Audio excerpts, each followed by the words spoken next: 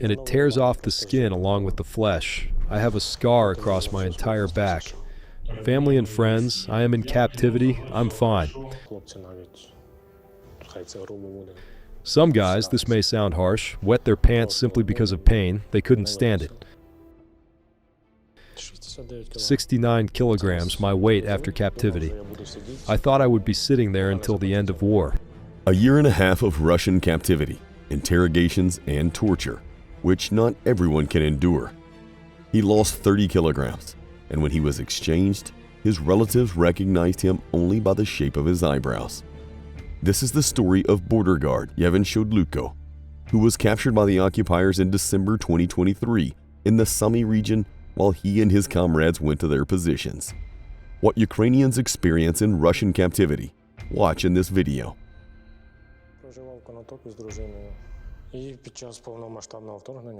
I lived in Konotop with my wife, and on the first day of the full-scale invasion, we were sleeping at home. Then we went to my parents' village in the Konotop district.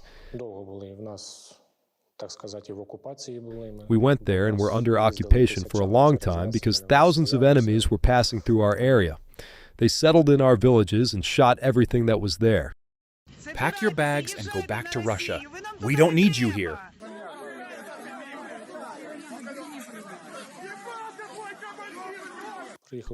We arrived in Sumy, where I worked for a while, and on July 27, 2023, I signed a contract with the border guards.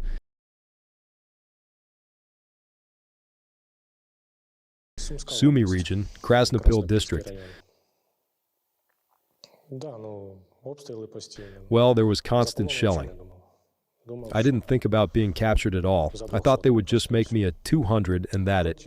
Then, on December 9th, 2023, we were going on patrol. We were going to our position. There were 6 of us. Yevgen, I'm filming you. We were walking across the fields with a ravine and a forest nearby. We stopped to wait for everyone else because Ilya, my friend, and I were walking ahead of the others. We sat down to wait for them, and a voice came from the forest. "Drop your weapons and surrender."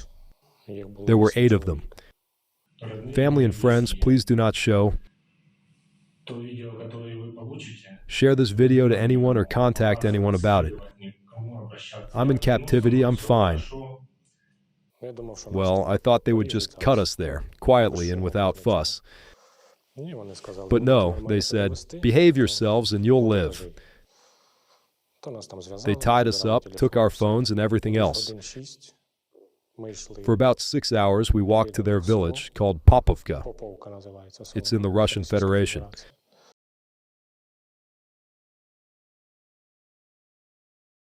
On May 25, 2024, we were taken to the Rostov region, city Kamensk-Shakhtinsky. I will probably never forget that Pryomka. We ran out of the police van, and I saw them standing in 2 lines, beating everyone who ran past. I ran into a courtyard. I saw my friend Ilya standing by the wall and screaming. They also put me up against the wall and started beating me with sticks. They captured us in winter, so we were wearing winter jackets and pants. They were thick, so at first the blows didn't hurt so much. But then they realized that we were simulating and ordered us to undress. I took off all my clothes, and then it started. Well, they weren't Russians, they were some kind of Ossetians, which was later confirmed that they were Ossetians. We didn't understand right away, but we heard them speaking Russian with a strong accent. They always said that. I was the last of us, 30 men, to run into the cell. Why they hold you the longest? Well, I have this habit, and sometimes I regret it, of helping everyone. One guy felt sick and passed out, and then another one. And I, as the guy said, Mother Teresa, ran around and brought them both back to their feet, and I was completely naked. I gave them first aid, I helped them up, took them to the office, held them while they were photographed and questioned there. Then I took them to the cells, and only then did I go in myself. Did everyone endure such treatment? Yes, this time everyone endured it. But some of the guys had a very hard time. There was a prison guard, Nikita, and he was a former fighter who practiced some kind of fighting. He was lethal. He had a powerful punch. Well, he kicked me twice so hard that I could barely get up. It got to the point where the guys, and this may sound harsh, wet their pants from the pain. They couldn't take it. I know of cases where the guys said that they beat and tortured people to death. And this same Nikita beat guys to death. He beat one guy's internal organs so badly that he simply didn't survive.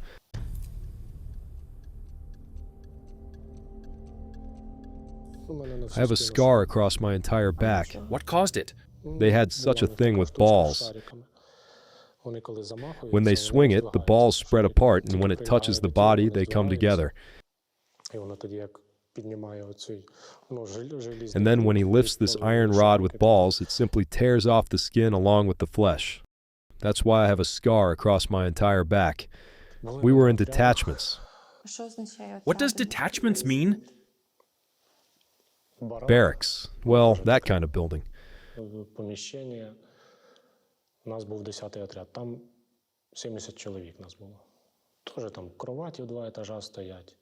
were in the 10th detachment. There were 70 of us. There were bunk beds, and there were also separate rooms where we sat, reading books, etc.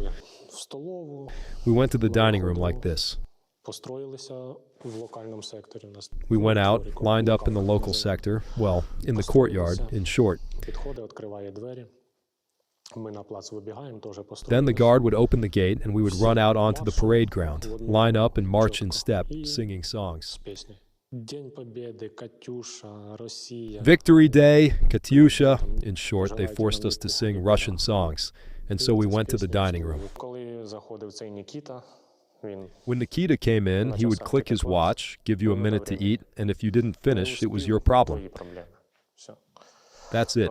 Well, before that, the guys said that the cafeteria was torture. You run to eat, and they beat you up all the time, on purpose.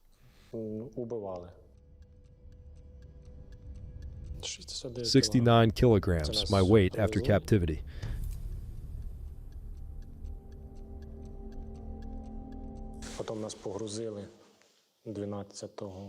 Then, on September 12th, they loaded us onto a train. We went for 3 days and ended up in the Ural, Perm Krai, the city Kizel, standing regime. At first, our legs swelled up badly. Well, then we got used to it. There was a video surveillance camera above us and a loudspeaker from which they gave orders. We weren't allowed to talk or do anything. We just stood there with our heads down and our hands behind our backs. If you turned ahead, it was a sign that you were talking. Once they found out that we were talking, they took us, the whole cell, out. They asked who was talking. Everyone was silent. Well, the 3 of us said that we were talking. The guys squat down and they beat us. Or you do push-ups and they beat you too. Can you explain? And you probably just counted in your head every day? Yes. It's boring there. You just stand there, counting how many days have passed. I even counted how many houses there are in the village where my parents live, and how many people live there. Were there any separate cells in Kizel? Rooms designated solely for torture? Yes, it was called rubber. It was a completely rubber room with no windows.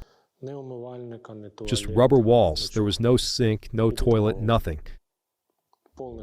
And you were completely naked there. They undressed you, and you just stood there naked in that cell. If you wanted to pee or poop, you went in the corner. In short, you slept where you walked. We heard everything. The guys were shouting, they were locked up one by one, and they sat there.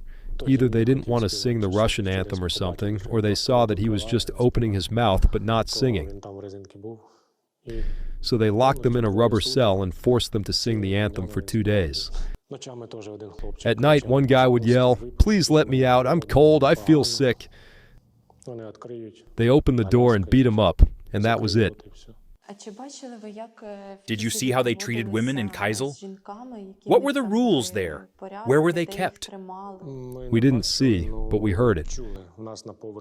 There were women on our floor because we heard women's voices. They were screaming too. What do you remember most about your time in Kizel? Probably standing still all the time in their warm-ups. What did the warm-ups consist of? Running in place. So you had to run in place? Yes. Sometimes they seemed to deliberately forget about us, that we were running. At most, we counted that we ran during 18 songs. You Run and Run, and their poems. What kind of poems? We learned a lot of them. All about Russia. Did you have to memorize them?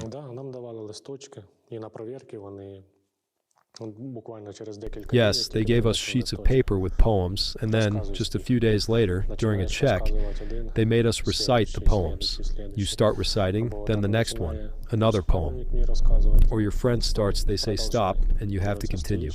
So you stand there and listen carefully to everyone so you can continue. If you haven't memorized the poem, or you've forgotten it, or you get confused, they'll beat you.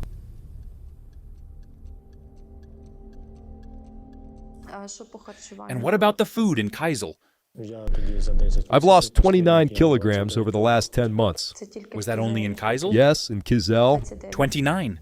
I see. I've dried out. Was there not enough food? Or was it just low in calories? Everything was low in calories. And at the end, just before the exchange, they gave us this weird porridge that was swimming in oil. They were trying to fatten you up, right? They thought maybe we'd get fat on this crap if we ate all this oil. Towards the end, they stopped beating you Yes. because they were preparing you for exchange. We realized that the exchange was probably coming soon because they stopped beating us. They didn't even torture us during checks. And yes, there were interesting moments when some of their commission came, and everything became so perfect there. You could talk, read a book, go to the toilet without orders, like everything was so beautiful. They even gave us new socks. They took one guy out of our cell, gave him a bag with candy, cigarettes, and some clothes, filmed the whole thing like, "Thank you, Russian Federation," then took the bag away and put him back in the cell. I thought I would sit there until the war ended. Many prisoners have this thought. Did they impose this on you somehow?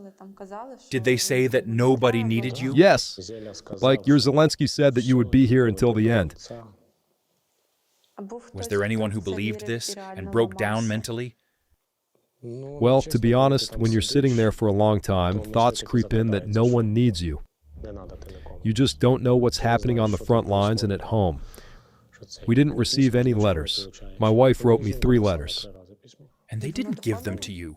No, when I came back, she said, "I wrote you 3 letters. A guy from the Poltava region who was in the same cell with me received drawings from home. He has 2 young daughters and they drew them for him. We looked at these drawings many times and I even shed a tear. It was very touching. That was probably the best thing that happened during that whole time. Yes, he was very happy and always carried those drawings with him. What was drawn there? Family was drawn. Dad, mom, and 2 daughters. They are very young, probably 4 or 5 years old, girls from the Poltava region. You probably looked at that letter all the time. Yes, about 10 times a day. But I looked at those drawings myself. We spent a month together, and I looked at them about 15 times. I got off the plane and saw the sign saying Gomel. I felt a warm feeling come over me. They lined us up and put us on buses. There were bags of food on the buses, Belarusian food. They brought you to the border, right? Yes. Well, we ate a lot because we were very hungry. The packages contained waffles, sweets, and Coca-Cola. My friend Ilya foolishly ate 2 or 3 cans of stewed meat, so an ambulance took him away from Chernihiv. We ate foolishly.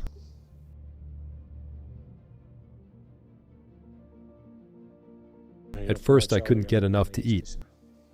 I don't even know how long it was, but for a month I ate and ate, and I never felt full. I constantly wanted to eat. I was in the same ward as Ilya and the other our guys. We didn't sleep at night, we just ate, and ate, and then we ate in the dining room too. They, like me, couldn't get enough to eat.